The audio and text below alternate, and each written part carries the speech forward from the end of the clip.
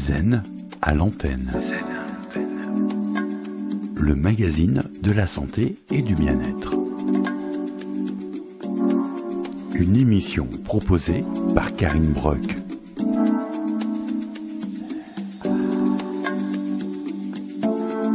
Le magazine de la santé et du bien-être. Zen à l'antenne.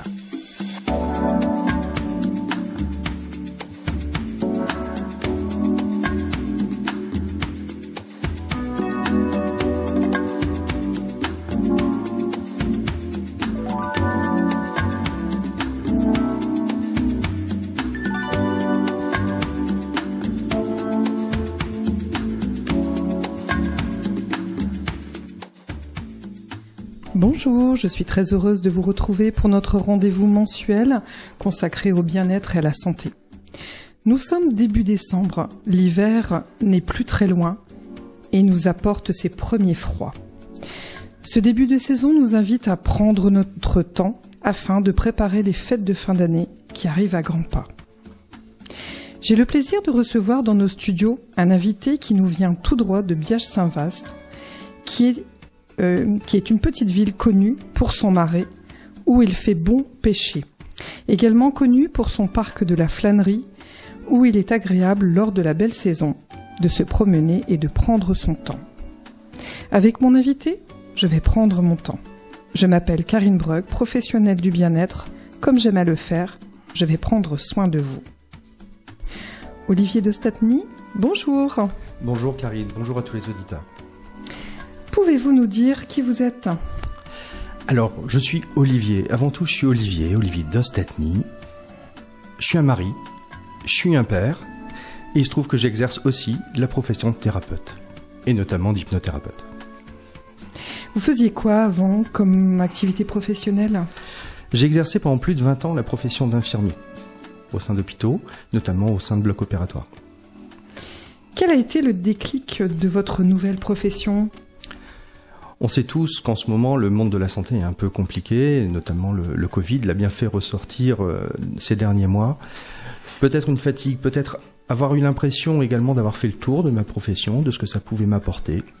Peut-être également le besoin de pouvoir accompagner les personnes autrement et de pouvoir prendre un peu plus de temps pour elles, leur consacrer le temps qui, moi, en tout cas, me semblait nécessaire à pouvoir apporter mes patients. Finalement, arriver à apporter du bien-être autrement. Oui, donc toujours dans la bienveillance, s'occuper des autres, c'est une mission essentielle pour vous ? Effectivement, la bienveillance, c'est le maître mot des accompagnements que je propose. Apporter des solutions également, c'est ça ? Apporter des solutions, alors je ne sais pas si on peut dire ça, en tout cas c'est pas moi qui vais les apporter.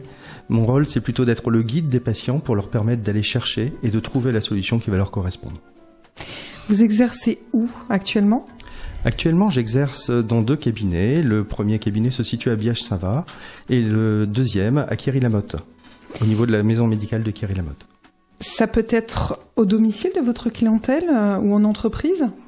Alors ça peut se présenter effectivement au domicile, ça a déjà pu arriver, malgré les quelques contraintes qu'on peut y retrouver, c'est-à-dire que c'est quand même commode d'avoir un cadre relativement calme, et si on a les enfants et le chien à côté qui courent, c'est pas forcément évident, mais après c'est aussi à moi d'arriver à m'adapter, et puis bon, certaines personnes, c'est quand même beaucoup plus commode de pouvoir les accueillir chez eux, pour des problèmes de mobilité tout simplement.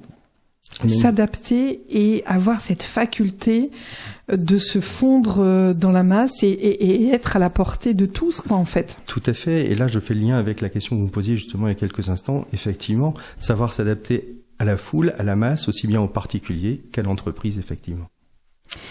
Y a-t-il une école pour devenir hypnothérapeute ? Il y en a des centaines. En fait, l'hypnose, c'est une profession non réglementée. C'est peut-être ça aussi le problème aujourd'hui, ce serait très bien qu'il y ait un coup de ménage qui se fasse pour dire d'avoir des approches qui seront réellement reconnues. Ce qui veut dire qu'aujourd'hui, chacun peut ouvrir son école au même titre que chacun peut mettre sa plaque. Chacun est libre, dans 2 minutes, de mettre sa plaque et de se prononcer, de se dire hypnothérapeute.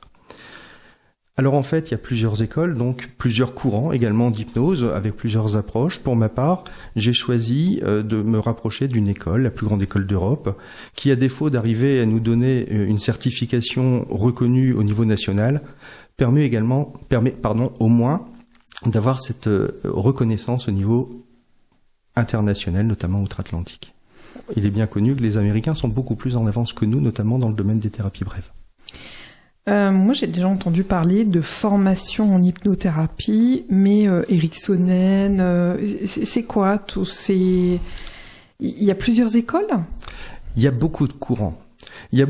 Mais finalement, il y a quand même un maître mot derrière ça, c'est la personne. L'hypnose, c'est quelque chose de naturel, mais certains psychanalystes, certains psychologues, certains psychiatres ont essayé de développer leur propre école. Finalement, on s'aperçoit qu'il y a très peu de courants différents. Toutefois, on a effectivement l'école ericksonienne qui est la plus reconnue en France, parce qu'elle correspond tout à fait aux valeurs de nous, Français. C'est une école où on va laisser le temps à la personne. On va lui permettre de prendre le temps de se trouver d'une certaine manière. L'école hellmanienne, c'est peut-être la plus vieille école, en tout cas, c'est celle qui est issue du spectacle, et le spectacle a été à la base, notamment de l'hypnose moderne, mais également par rapport à l'hypnose médicale. Cette hypnose hellmanienne date déjà des années 1800-1850 avec James Hemsdale, qui a permis de faire les premières interventions chirurgicales sous hypnose, bien avant l'arrivée du chloroforme. Et après, le chloroforme est arrivé, la médecine dite traditionnelle a pris le dessus. Aujourd'hui, on revient peut-être un petit peu en arrière. On va parler de toutes ces techniques bien après notre pause musicale. Ce qui est important de savoir, c'est quelle qualité faut-il avoir pour être hypnothérapeute, selon vous ? La première qualité, mais je ne sais pas si en fait c'est vraiment une qualité, c'est déjà d'être bien soi-même.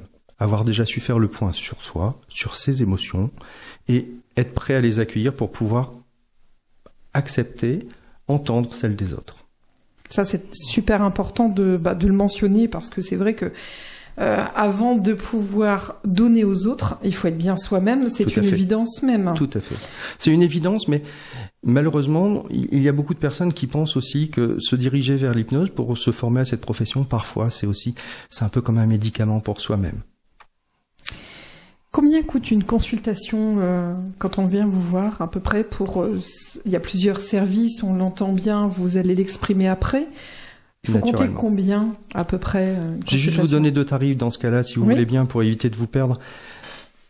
La moyenne de la consultation est à 80 €. Par contre, il y a un petit coup de pouce quand même pour les étudiants, parce qu'ils en ont bien besoin. Donc les étudiants ont une remise de 25%, donc une consultation à 60 €. Par rapport à ça, je voulais savoir si vous avez, par rapport à vos services, y a-t-il un remboursement possible par les mutuelles ? En effet, certaines mutuelles sont extrêmement enclines à rembourser les séances d'hypnothérapie. Souvent, c'est compris dans un forfait bien-être. Mais il faut vraiment se renseigner. Chaque mutuelle est différente et selon les contrats, vous avez ou pas une possibilité d'être remboursé. À se renseigner donc. Je vous propose une petite page musicale, une petite pause musicale avec ce titre que Olivier vous avez choisi. On n'oublie rien, on vit avec, de Hélène Ségara et Laura Pausini. Radio Scarpe Sensée, naturellement. Vous écoutez l'émission Zen à l'antenne qui prend soin de vous en compagnie de Olivier Dostatny, hypnothérapeute. Laura Pausini, Hélène Ségara, 2 voix magnifiques, finalement la porte d'entrée des émotions, un peu comme le reflet de l'âme finalement. Une chanson qui, je pense, peut parler à tout le monde, une chanson qui permet d'exprimer plein de sentiments, de se rappeler finalement le passé de chacun, une chanson où tout le monde peut se retrouver d'une certaine manière. Pour les auditeurs et auditrices qui nous écoutent, pouvez-vous expliquer ce qu'est l'hypnose ainsi que son origine ? L'hypnose, c'est avant tout un état naturel, un état modifié de conscience. C'est-à-dire qu'en état d'hypnose, tout le monde y rentre de manière spontanée, de manière involontaire, quotidiennement, même plusieurs fois dans la journée. À peu près tous les 90 minutes, par exemple, le cerveau a besoin de faire un ménage dans toutes les informations qu'il capte au fur et à mesure. Ça permet de faire un peu le même principe que le rêve, ça permet de faire les travails. D'ailleurs, l'hypnose, on peut aussi la qualifier d'une certaine manière comme étant un rêve éveillé. Quand on conduit, On dit souvent qu'on peut être en état d'hypnose, vous êtes d'accord ? Tout à fait, tout à fait. Beaucoup de personnes sont en état d'hypnose à ce moment-là sans le savoir. C'est-à-dire que qui ne s'est jamais dit en arrivant à un endroit, oh zut, il y avait un feu, il y avait un stop. En fait, tout simplement, à ce moment-là, on conduit un peu de manière automatique et nos pensées s'en vont, s'envolent, s'évadent. En fait, à ce moment-là, on est tout simplement en état d'hypnose. L'état d'hypnose, on va aussi le rencontrer à d'autres moments, parfois le soir, quand vous voulez vous endormir, le moment entre la veille et le sommeil, c'est-à-dire ça peut être une sensation comme une sensation de chute qu'on peut parfois ressentir. C'est-à-dire que le sommeil est précédé de ce petit moment d'hypnose qui parfois est un peu rapide, et à ce moment-là, on peut ressentir effectivement cette sensation de chute qui est tout à fait normale et rassurante finalement. Vous avez parlé de thérapie brève. Vous pouvez préciser ? La thérapie brève, c'est une thérapie qui va permettre, par rapport à une problématique donnée, d'apporter une solution à la personne entre 3 et 10 séances maximum.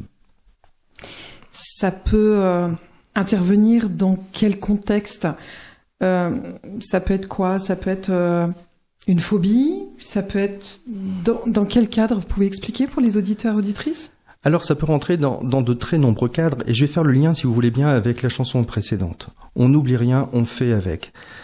Quelque part, je trouve que ces mots finalement sont extrêmement durs, extrêmement difficiles à entendre. Il faut faire avec. Alors moi je ne sais pas ce que vous en pensez, mais quelle est pour vous cette fatalité qui conduit justement à de telles croyances ? Et finalement, la thérapie brève permet de quitter quelque part le « il faut » pour se permettre d'aller vers le « je peux faire avec ». C'est quoi la différence entre l'hypnose et la manipulation mentale ? Ah, quelle belle question. C'est vrai que l'hypnothérapeute est souvent qualifié d'hypnotiseur de spectacle. Souvent, il y a beaucoup de confusions qui se font, les émissions régulières. Et puis, souvenez-vous, l'été dernier, sur le bord de la plage, quand vous étiez au camping, quel camping n'a pas eu son spectacle d'hypnose pour faire tomber les gens dans la piscine ou je ne sais quoi ? Avant tout, l'hypnose, ben oui, si on veut, quelque part, c'est de la manipulation, mais de la manipulation positive. C'est-à-dire, dès lors qu'on utilise les mots, on est dans de la manipulation. D'ailleurs, n'êtes-vous pas vous-même en train de me manipuler en me posant vos questions ? Alors là, je ne peux pas faire autrement que d'éclater de rire. Effectivement, non, c'est pas la manipulation. Effectivement, là, je reviens. Vous mais on est bien d'accord. Là. On est bien d'accord. En oui, fait, bien sûr. Ces questions, donc un objectif, c'est conduire cet entretien, ce rendez-vous qu'on a tous ensemble aujourd'hui, pour aller à une direction, finalement, la présentation de l'hypnose notamment. En effet. Vous dites patient ou client ? Alors pareil, c'est un grand dilemme. Le patient, le client, officiellement, en tant qu'hypnothérapeute, je n'ai pas le droit d'appeler les personnes que j'accompagne patients. Ce terme est limité à l'usage strictement médical. Dans la mesure où je suis infirmier, certes de formation, je suis diplômé, mais je n'exerce plus aujourd'hui en tant qu'infirmier, je suis censé utiliser le terme de client. Pour ma part, j'ai beaucoup de mal avec ce terme parce que je ne vends pas quelque chose. Je ne suis pas dans la vente, je suis dans le bien-être et dans l'accompagnement. Et pour moi, finalement, le mot patient a tout un sens.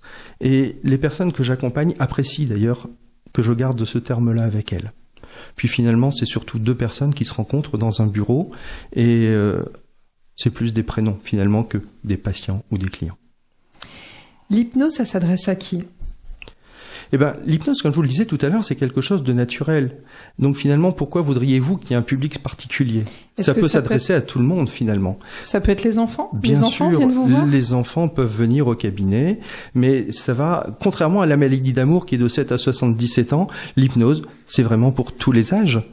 On peut très bien commencer les séances d'hypnose, alors dans des cas certes très particuliers, mais même avec des très petits enfants en très bas âge, et puis également conduire les personnes âgées, notamment par rapport à des pathologies qu'on connaît comme étant difficiles, notamment par exemple la maladie d'Alzheimer. On peut très bien les accompagner également avec l'hypnose. Donc vous voyez bien, finalement, il n'y a aucun âge finalement. S'il fallait quand même répondre réellement à cette question, je dirais que le vrai âge, c'est quand la personne se sent prête. On est dans le préventif ou le curatif ? Ou les deux ? Les deux. Les deux, effectivement. On est à la fois dans la santé primaire, dans la santé et dans l'éducation primaire, dans l'éducation secondaire, mais également dans la prévention tertiaire, c'est-à-dire on prend vraiment les 3 champs de l'éducation pour la santé, si on veut parler en termes d'éducation pour la santé. Alors, est-ce qu'il est possible de soigner ou d'apaiser avec l'hypnose ? Alors encore une fois, ça c'est une question un peu délicate. Dire le mot soigner, c'est un dilemme, encore une fois, dans la mesure où on est toujours dans des pratiques alternatives. Ce terme, aujourd'hui, est réservé davantage aux professions médicales et aux corps soignants dits traditionnels, on va dire. Aujourd'hui, il semble beaucoup plus légitime de parler d'accompagnement, et puis finalement, soigner, je ne sais pas. Vous avez parlé de reflet de l'âme. Ne serait-il pas plus adapté de parler d'une conscience apaisée ? Tout à fait. Le reflet de l'âme, qu'est-ce que c'est si ce n'est le reflet des pensées, le reflet des rêves qu'on peut se permettre d'avoir à chaque instant, qu'on peut s'autoriser à avoir. Finalement, le reflet des pensées, c'est très bien, on y est également. Dans le traumatisme psychique, peut-il être quelque chose qui renforce plus qu'il ne détruit ? Le traumatisme psychique, c'est un sujet extrêmement important, qu'il faut vraiment pas prendre à la légère. Finalement, quand on écoute les demandes de tous les patients, quels qu'ils soient, il est exceptionnel que derrière une demande, il n'y ait pas un réel traumatisme psychologique. Le traumatisme psychologique, c'est quoi ? C'est un événement qui, en lui-même, peut paraître extrêmement difficile. Pour autant, le traumatisme n'est pas forcément déclenché à ce moment-là, parce que justement, le terme déclencheur est important. C'est-à-dire qu'il y a un élément d'une situation qui parfois peut même être totalement distante de l'événement, c'est-à-dire distante aussi bien dans le passé que dans le futur, et qui, elle, va déclencher une émotion qui va être totalement exacerbée. Si je voulais être un peu provocateur, je pourrais parler du traumatisme comme étant finalement un ancrage négatif, c'est-à-dire quelque chose qui va se rappeler à vous de manière systématique.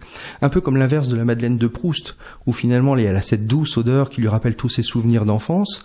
Le traumatisme, pareil, de la même manière, ça peut être une image, ça peut être une odeur, ça peut être un son, ça peut être n'importe quel élément déclencheur qui va déclencher cette charge émotionnelle extrêmement forte et qui va mettre la personne dans un état de sidération, un peu comme si le temps s'arrêtait finalement.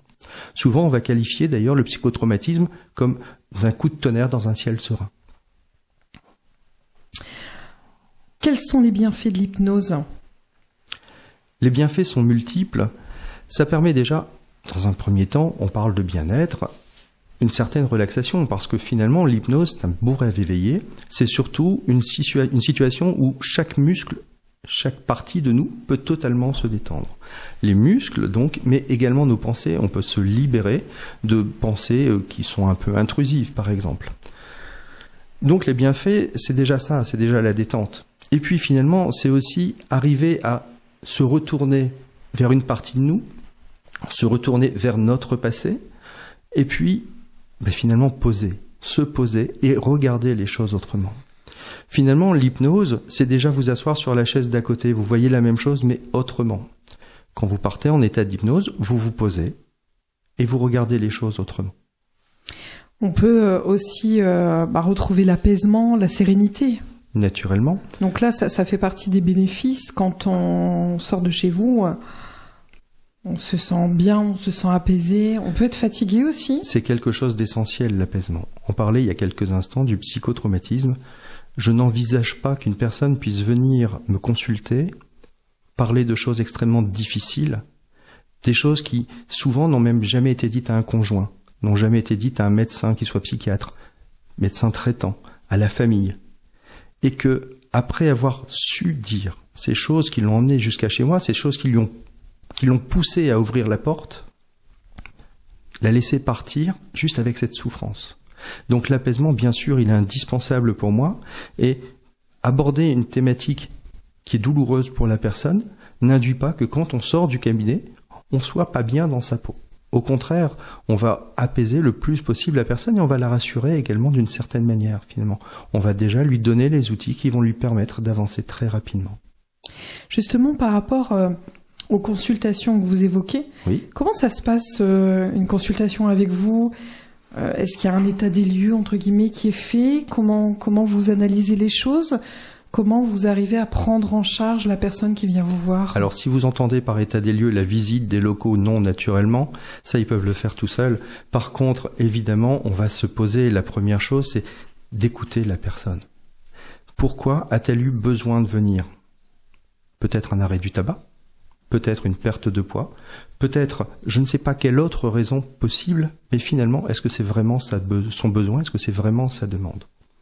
Alors, il y a toute ce parcours qu'elle a déjà pu faire en amont, qui la conduise ici pour telle demande, et puis finalement, rapidement, elle arrive à s'ouvrir parce qu'elle en a besoin, et à me dire vraiment l'axe qui est nécessaire pour elle pour travailler. Après, bien sûr, c'est aussi à moi d'arriver à faire les liens nécessaires entre les différents éléments qui me sont apportés pour pouvoir proposer un parcours qui va correspondre à la personne.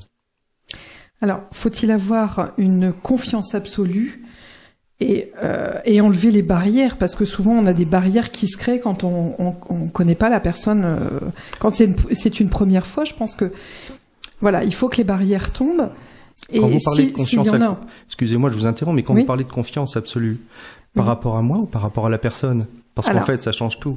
Ah oui, tout à fait. Donc, je veux prendre rendez-vous avec vous, je ne vous connais absolument pas. Il faut arriver à mettre en confiance. Il faut que la personne se sente... Je comprends parfaitement le sens de votre question. Détendue. Voilà, il y a la confiance qui s'installe dès le départ. Tout à fait. Quelque part, on peut appeler ça le rapport. Oui. C'est-à-dire arriver à créer un contexte, un moment privilégié avec la personne.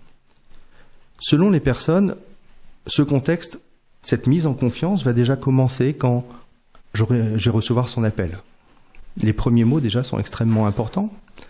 Alors je ne sais pas comment vous écrivez les mots à ce moment-là.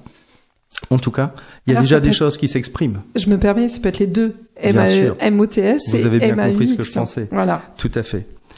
Donc, il y a ça. Après, certaines personnes, elles vont préférer prendre rendez-vous directement via les plateformes, notamment par Doctolib, que tout le monde connaît aujourd'hui. Vous êtes sur Doctolib?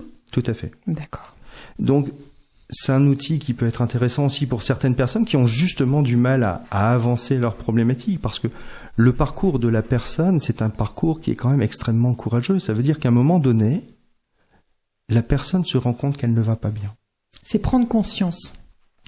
Elle a déjà pris conscience qu'elle ne va pas bien, et souvent il faut déjà beaucoup de temps pour en arriver là. Après, il faut aussi qu'elle comprenne qu'elle a besoin d'un coup de main, parce qu'elle n'arrive pas à s'en sortir seule. Est-ce que vous vous rendez compte déjà du temps que ça peut prendre pour certaines personnes?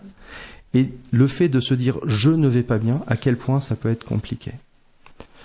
Au-delà de ça, j'ai besoin de quelqu'un. Je ne peux pas le faire seul. Vers qui je vais me diriger? Alors, ce rapport va se créer aussi par la présentation que chaque thérapeute alternatif, vu qu'on est dans une pratique alternative, va pouvoir faire de lui-même sur son site internet. Chacun va pouvoir choisir, d'une certaine manière, son thérapeute, son accompagnateur, son guide, d'une certaine manière, en fonction de ses propres critères, en fonction de ses propres besoins, en fonction de ses propres croyances. Pour ma part, comme je vous le disais en introduction, je suis infirmier de formation, ça apporte une certaine sensibilité. D'autres n'auront pas cette sensibilité, mais en auront une autre, parce qu'ils n'ont pas cette vie derrière eux, cette vie professionnelle derrière eux. Voilà, donc en fait, à la personne de se renseigner, d'aller sur le site des uns et des autres, de comparer, et puis de voir finalement quelle est l'approche qui, pour elle, semble lui correspondre. La confiance peut-elle exister sans être réciproque, d'après vous? Non. Pour travailler, on est dans de l'humain, on n'est pas dans de la mécanique. Déjà, demander à un mécano de réparer quelque chose pour une personne qu'il n'arrive pas à supporter, c'est quand même un peu complexe. Pour ma part, et je pense pouvoir parler au nom de tous mes collègues, si on n'a pas ce contact d'une certaine manière privilégié avec la personne, ça va être extrêmement compliqué, voire impossible de pouvoir la guider dans un état de bien-être. Il faut donc qu'on soit bien, nous également, dans cette relation. Après, naturellement, c'est aussi à nous, par notre expertise, d'arriver à créer ce lien et de permettre justement de pouvoir progresser ensemble. Pour revenir sur votre consultation, vos patients ont-ils conscience de ce qui se passe ou de ce qui est dit? Bien sûr, surtout ça c'est indispensable. Je vous remercie vraiment pour cette question qui est une question fondamentale pour moi. On a parlé tout à l'heure très rapidement de l'hypnose de spectacle. Alors, faut savoir qu'en hypnose, on comprend, on entend tout ce qui peut se dire. En hypnose de spectacle, par contre, vous pouvez remarquer qu'il y a certaines amnésies qui peuvent se croire. Alors sincèrement, moi, vous pouvez faire tout ce que vous voulez, mais vous me mettez un chèque de 50 000 balles sous les yeux devant une caméra, je pense que je suis prêt à beaucoup de choses. Donc, on n'est pas dans le cadre du spectacle. Et je refuse de créer des amnésies comme ça. Alors oui, ce sont des techniques de spectacle, mais en cabinet, pour moi, ça ne doit pas se faire, c'est pas déontologique. On peut inviter la personne à mettre de côté certaines informations pour lui permettre de continuer le travail après la séance, mais le créer de manière volontaire, là on rentrerait effectivement tout à fait dans de la manipulation comme on en parlait tout à l'heure. Justement, en état d'hypnose, y a-t-il une place pour le mensonge ? Le mensonge, oui, non. Le mensonge parce que la personne peut continuer à se mentir si elle n'est pas prête. Si elle est prête et qu'elle a vraiment besoin d'avancer, elle va pas se mentir. C'est-à-dire qu'à chaque instant, la personne, et je fais le lien avec la question précédente, à chaque instant, la personne a conscience de ce qui est en train de se passer. Elle a conscience des mots de son accompagnant, et par conséquent, on ne peut pas la conduire quelque part où elle n'a pas envie d'aller. On ne peut pas la forcer à faire des choses qu'elle n'a pas envie de faire. Et par conséquent, si pour elle, elle préfère se mentir, qu'est-ce que vous voulez que j'y fasse ? Qu'elle se mente, malheureusement. Elle se met des blocages, alors dans ce cas-là, le travail sera un peu plus long parce que il peut y avoir effectivement une certaine dualité parfois en nous. Et on mettra peut-être une séance en plus pour dire d'arriver à lever cette dualité et permettre à la personne de finalement arriver à ne plus se mentir. Mais le mensonge, finalement, qu'est-ce que c'est ? Si ce n'est aussi une protection qu'on se met pour éviter d'aller vers quelque chose qui peut faire mal. Que de vous parler, n'est-ce pas le moyen pour vos clients ou vos clientes de savouer ce qu'elles n'osent pas assumer, même sans le savoir ? Bien sûr. Bien sûr. On n'oublie rien, on fait avec. On cache les choses, pensant pouvoir se protéger, et puis finalement, un jour, les différentes carapaces qu'on peut se mettre, pour une raison X ou Y, peuvent venir à se fissurer, et puis à exploser. Et finalement, à ce moment-là, qu'est-ce qui se passe ? On arrive et on avance. Utilisez-vous des outils dans votre profession ? En termes d'outils, en outils matériels, j'en ai qu'un seul que je vais pouvoir utiliser. Ça s'appelle des diapasons. Mais alors là, on s'éloigne un petit peu de l'hypnose. On est plus, on est presque dans le magnétisme, si vous voulez. D'accord ? Dans donc là, on y l'énergétique. reviendra pour une prochaine émission, sûrement, si avec vous avez plaisir. envie de venir. Mais avec plaisir. Sinon, les autres outils, ça va être, au-delà de l'hypnose, ça va être les différents courants de l'hypnose qui, finalement, sont des outils. C'est-à-dire que je suis formé aussi bien à l'hypnose ericksonienne, à l'hypnose hellmanienne, non pas côté spectacle, bien que, mais surtout d'un point de vue médical. Je suis formé également à l'hypnose, ce qu'on appelle hyper-empéria, c'est un autre courant de l'hypnose, également à l'hypnose régressive, spirituelle, symbolique. On met un peu les termes qu'on veut, finalement. Mais j'utilise également la thérapie par mouvement oculaire. Beaucoup connaissent le MDR. Pour ma part, je pratique surtout la DNR.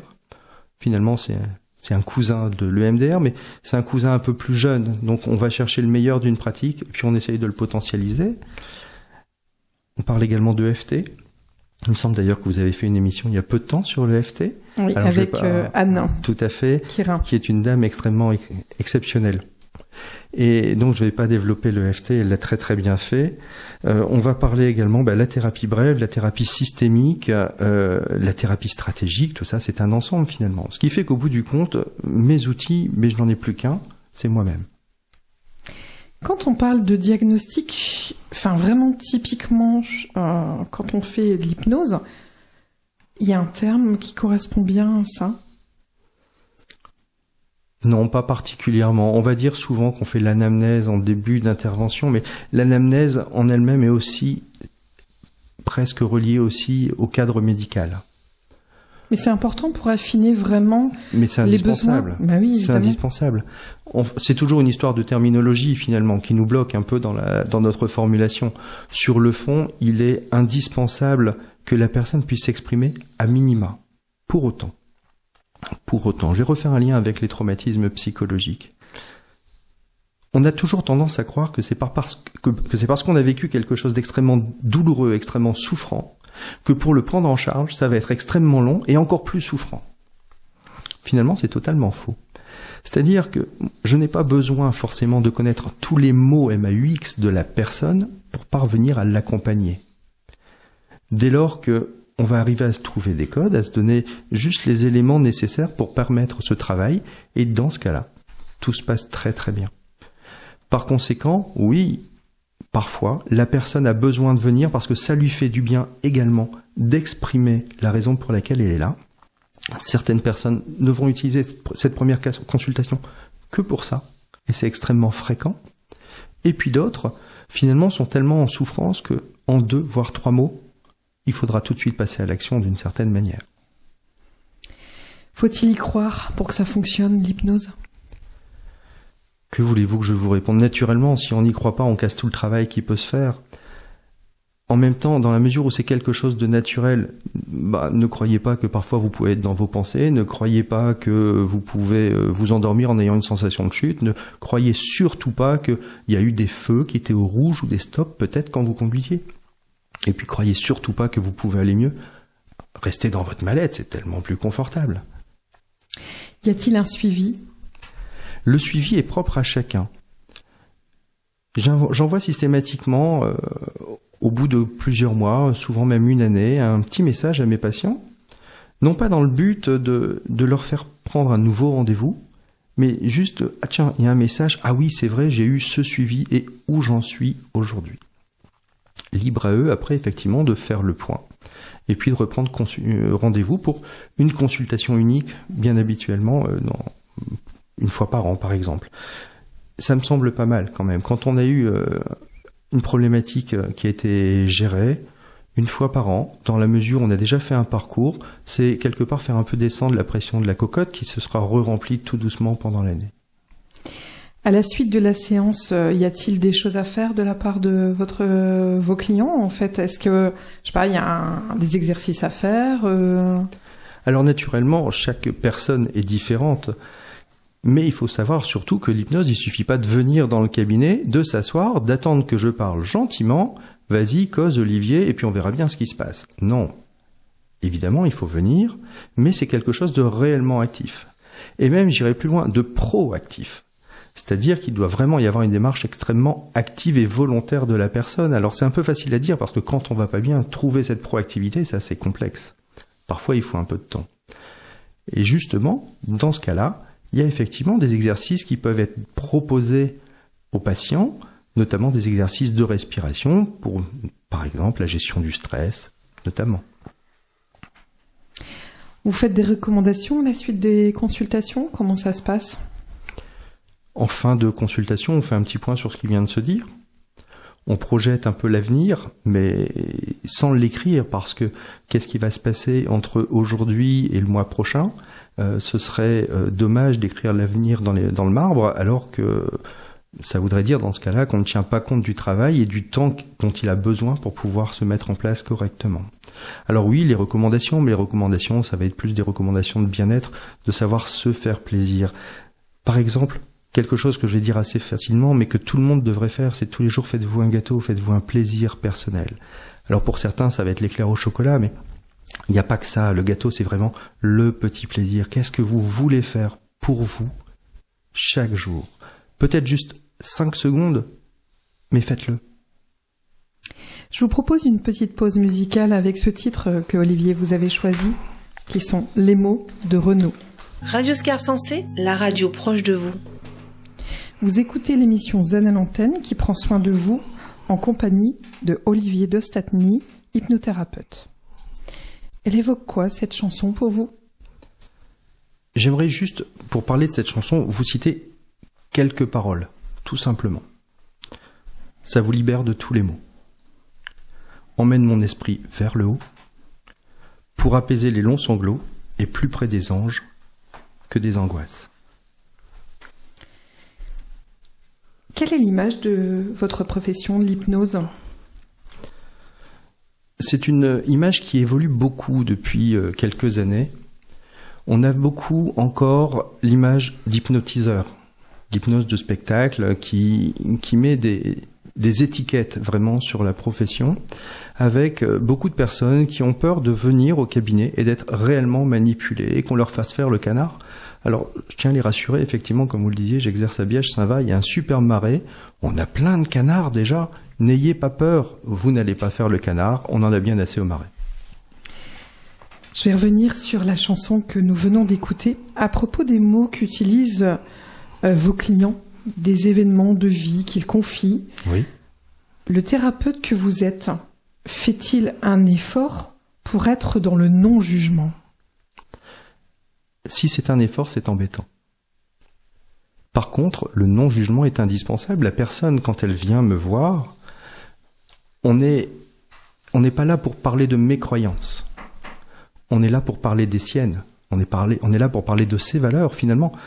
Moi, ce que je pense vraiment, mais tout le monde s'en fiche totalement.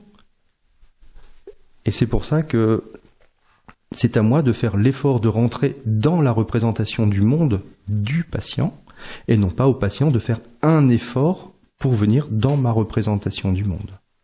Certains parleraient d'alliance. L'alliance, c'est justement quand chacun fait un pas vers l'autre. Mais c'est avant tout à moi de faire un pas vers le patient. Le patient, lui, l'a déjà fait, il est là au cabinet en face de moi. Ça fait partie d'une des qualités propres dans les médecines douces, justement d'être dans la bienveillance, dans le non-jugement. C'est être neutre. C'est vraiment de dire je suis là pour écouter la personne qui a besoin de moi. Naturellement. Ça, c'est quelque chose qui est très important de mentionner et voilà, pour les auditeurs qui nous écoutent, les auditeurs, les auditrices qui nous écoutent, voilà, c'est fondamental. Vous pouvez nous dire quelle est la durée en moyenne d'une consultation ? La durée est assez variable finalement, parce que pour certaines personnes, pour faire une séance, on va dire un protocole si vous voulez, si on parle en termes uniquement d'hypnose, pour certaines personnes, ce protocole va pouvoir se faire en 10 minutes, en un quart d'heure, et puis pour d'autres, il va falloir 1 heure. C'est-à-dire que, à un moment donné, ce qui est important, c'est, une fois encore, de se coller aux besoins et aux attentes de la personne et de respecter son propre rythme. C'est notre job, ça, donc, de regarder la personne pendant toute la séance, de ratifier justement ce qui est en train de se passer, ses mouvements, ses attitudes, sa respiration, et puis se coller à ce rythme finalement, pour lui permettre de faire le travail. Je parlais de protocole quelque part, on pourrait presque parler d'une recette de cuisine, si on voulait caricaturer un petit peu, mais cette recette de cuisine doit être adaptée à chaque personne. Vous êtes bien d'accord, comme moi, vous avez certainement déjà fait un gâteau au chocolat. Chaque gâteau est différent selon la cuisinière, et là c'est un peu la même chose, selon le patient, chaque recette est différente, chaque recette doit être adaptée, et puis certaines personnes ont besoin justement de plus de temps, du temps d'intégrer, du temps d'aller chercher justement les informations qu'ils ont besoin de travailler, les émotions, le temps d'accueillir ces émotions, le temps de s'asseoir sur la chaise d'à côté et de regarder son émotion autrement. Pour les auditeurs et auditrices qui nous écoutent, j'aimerais savoir un petit peu quels sont les mots les plus courants qui sont évoqués. Est-ce que on est plus dans des phobies, comme je l'ai évoqué tout à l'heure avec vous? Est-ce que ça peut être l'arrêt du tabac? Est-ce que ça peut être parce qu'ils ne savent plus comment gérer leurs angoisses? Vous pouvez nous expliquer tout ça? Parce que je pense que c'est important de comprendre les motifs. Alors en fait, le motif, contrairement à ce qu'on pourrait croire, le vrai motif, c'est pas souvent celui qui est évoqué au départ. On peut venir me voir effectivement pour un arrêt du tabac, pour une perte de poids, pour des TOC, pour des phobies, mais derrière ça, qu'est-ce qui est vraiment à l'origine de ces émotions-là? Et puis finalement, quand je regarde l'ensemble de ma patientèle, je m'aperçois quand même que la grosse majorité des personnes a besoin d'être accompagnée sur des traumas. On est plus sur des traumas. Tout à fait. Et des traumas souvent extrêmement durs. Vraiment des traumas très complexes. Mais qui empoisonnent l'existence de chaque personne. Bien sûr, naturellement. Et un trauma, vous savez, ça peut être enfoui au fond de soi parce que au moment où on le vit, étant enfant, par exemple, je vais vous parler je vais dire un gros mot, hein, mais un abus, par exemple, chez un enfant, peut très bien être caché pendant 10, 20, 30, 40 ans, et puis, pour on ne sait pas quelle raison, un jour, voilà, c'est tout. Le trop-plein est là, la jauge est pleine, et ben, le trauma va ressortir à ce moment-là, et la personne, peut-être qu'elle a 60 ans, mais elle a besoin de gérer un problème qu'il y a eu quand elle était enfant.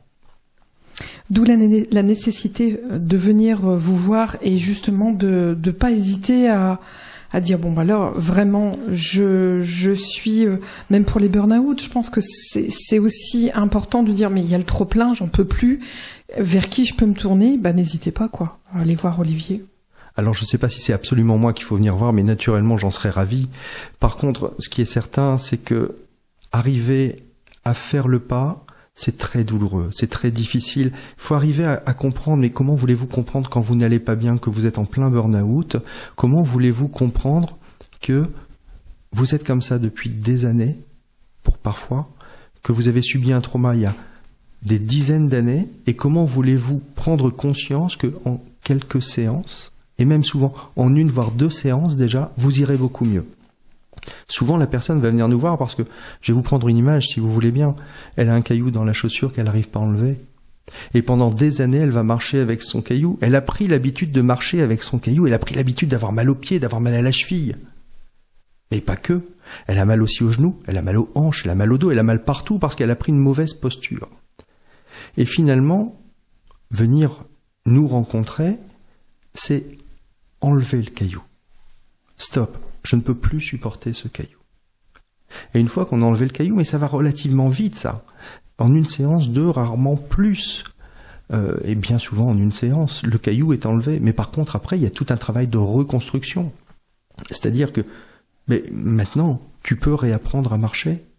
Tu peux réapprendre à gérer ton environnement. Tu peux réapprendre à gérer tous tes comportements que tu as modifiés pendant tellement d'années. Tu peux aussi apprendre à gérer tes capacités, parce que tu as cru que tu étais capable de ça et pas plus, parce qu'on t'a dit pendant toute ton enfance que tu étais un bon à rien. Et finalement, maintenant que tu n'as plus le caillou, tu t'aperçois que mais en fait, le monde s'ouvre à toi. Finalement, ta vie s'ouvre à toi. Toute la vie, tout le sens que tu donnes à ta vie, et enfin tu sais qui tu es. Et finalement, qu'est-ce qu'il y a de plus beau que la vie de manière générale? Vous travaillez en réseau? Alors le réseau, c'est quelque chose d'important, effectivement, mais un réseau de manière informelle, c'est-à-dire que je travaille avec notamment des diététiciennes que je connais, mais je ne me mêle pas de leur pratique, tout comme elles respectent la mienne également. C'est-à-dire qu'il est important pour moi, et d'autant plus dans les pratiques alternatives, de vraiment connaître sa place. Il y a une complémentarité, c'est ça? Bien sûr, bien sûr. Venir voir un hypnothérapeute en se disant « Vas-y, fais-moi perdre 40 kilos, 50 ou plus » que par l'hypnose. Alors je ne sais pas qui rêve le plus dans ce cas-là, si c'est le patient ou si c'est le thérapeute qui accepte de suivre la personne uniquement avec cette vision-là des choses. Naturellement, l'hypnose peut aider pour essayer de comprendre pourquoi la personne a besoin de ce poids en trop ou de ce poids en moins. Finalement, est-ce qu'elle a besoin de se cacher? Est-ce qu'elle a besoin d'exister et de se montrer? Alors c'est un peu un raccourci que je vous fais, mais c'est tellement vrai dans la vraie vie finalement. Alors nous, on va pouvoir travailler là-dessus. Par contre, tous les mécanismes physiologiques qui vont se mettre en place en cas d'obésité, eh ben, c'est pas l'hypnose qui va réparer ça. Donc, il y a besoin effectivement d'un accompagnement avec d'autres professionnels, notamment des diététiciennes dans ces cas-là, des diététiciennes nutritionnistes bien souvent, qui sont extrêmement compétentes et qui vont arriver à travailler dans le même sens que celui que je propose, c'est-à-dire permettre à la personne de ne pas se mettre en souffrance pour perdre du poids. Parce que ça, ils savent déjà le faire tout seuls, les gens. Ils achètent Voici, Femme Actuelle, ils vont trouver des dizaines de régimes, ils vont partir vers des grandes marques qui font plein de publicités à la télé, et ils vont perdre 40 kilos. Ça va aller très vite, mais comme ils n'ont pas réglé leur problématique, qu'est-ce qui se passe? Ils s'en reprennent plus, et finalement, ils font des régimes et des régimes, ça s'appelle des régimes yo-yo. Par contre, dès lors qu'on gère la raison de ce poids en trop ou en moins, avec un accompagnement diététique tout à fait adapté, où la diététicienne souvent ne parlera même pas de régime, mais plutôt de rééquilibrage alimentaire, c'est-à-dire comment toi tu manges, qu'est-ce que tu fais au quotidien dans tes habitudes, c'est quoi? Ah ben peut-être que si tu faisais ça, tu pourrais le faire. Et finalement, la personne va garder également cette notion de plaisir qui est fondamentale. Parce que finalement, vous voulez perdre du poids, mangez un steak frites et un éclair au chocolat si vous voulez. Par contre, après, vous savez que vous avez eu ce plaisir, vous pouvez vous permettre de faire un peu plus attention. Je vous propose une petite pause musicale avec ce titre que Olivier vous avez choisi, qui est It's My Life de Bon Jovi. Vous écoutez l'émission Zen à l'antenne qui prend soin de vous en compagnie de Olivier Dostatny, hypnothérapeute. It's My Life, un superbe titre qu'on vient d'écouter, un titre de Bon Jovi, une chanson extrêmement dynamique qui, quelque part, se met à l'opposé et fait un beau clin d'œil, finalement, à Frank Sinatra qui, avec sa chanson My Way, comme d'habitude, mettait en avant, justement, cette fatalité, le fait d'être enfermé dans ses propres schémas où on n'avance pas, la routine qui revient de jour en jour. Ici, Bon Jovi nous met en avant plutôt l'histoire de deux personnes qui ont une vie assez difficile, mais qui chaque jour se motivent, vont de l'avant et arrivent à progresser pour finalement arriver à trouver un but à leur vie. Alors finalement, j'aimerais retenir de cette chanson quelques présupposés, quelques belles pensées, si vous voulez bien. C'est que chacun a en lui les ressources nécessaires au changement. C'est quelque chose que tout le monde doit savoir. Quel que soit l'état dans lequel on se trouve, on a tous les ressources nécessaires au changement. N'ayez pas peur de vous tromper. Nelson Mandela le disait lui-même, « Je ne perds jamais. Soit je gagne, soit j'apprends. » Et enfin, n'oubliez pas que faire un choix, c'est toujours meilleur qu'un non-choix. Parce que finalement, un non-choix, c'est déjà le choix de ne pas avancer. Vous avez des événements prévus ces prochains mois ? Alors effectivement, j'essaye de rencontrer régulièrement le public déjà pour démystifier un peu la pratique de l'hypnose et de la pratique de ce qui peut se faire en cabinet de manière générale. Là, on est fin d'année, bientôt. Il est prévu en début d'année, presque à la fin des vœux finalement, avec une de mes consoeurs diététicienne de la maison médicale de Quéry-la-Motte, Céline Sainte-Noix, de faire une réunion d'information. Ça va être samedi 21 janvier à 17h à la salle des Essarts à Quéry-la-Motte. Vous pouvez d'ores et déjà vous inscrire. C'est sur inscription, mais rassurez-vous, l'inscription est gratuite. Vous allez sur mon site, sur mon espace Doctolib et vous réservez tout simplement votre place parce que naturellement le nombre de places est limité. On abordera l'hypnose de manière générale. On parlera naturellement, grâce à Céline, un peu plus particulièrement de l'alimentation, et ça va faire un peu de bien là après les fêtes, on aura bien mangé, on va se faire plaisir, mais on va faire attention pour déjà préparer l'été. Pouvez-vous nous transmettre votre page Facebook ou le nom de votre site professionnel ? Alors, la page Facebook, vous avez la page perso, Olivier Dostatny, vous allez me trouver sans problème. La page du cabinet qui s'appelle Hypnéas, mais finalement, ce sont deux pages relativement identiques. Et puis, le Doctolib également, qui reprend plein d'informations. Et la page internet, le site internet du cabinet, c'est hypneas.fr. Hypneas, H-Y-P, comme hypnose, N-E-A-S. Nous arrivons à la fin de notre interview. Avez-vous un message à transmettre à nos auditeurs et auditrices ? N'oubliez pas que vous aussi, vous avez le droit au bonheur. Olivier, merci pour ce moment de partage et qui plus est très instructif. Quant à moi, je vous dis au revoir et à très bientôt pour notre prochain rendez-vous bien-être et santé début janvier. En attendant, prenez soin de vous, prenons soin de nous. À l'année prochaine. Merci Karine, très belle fin d'année à tous.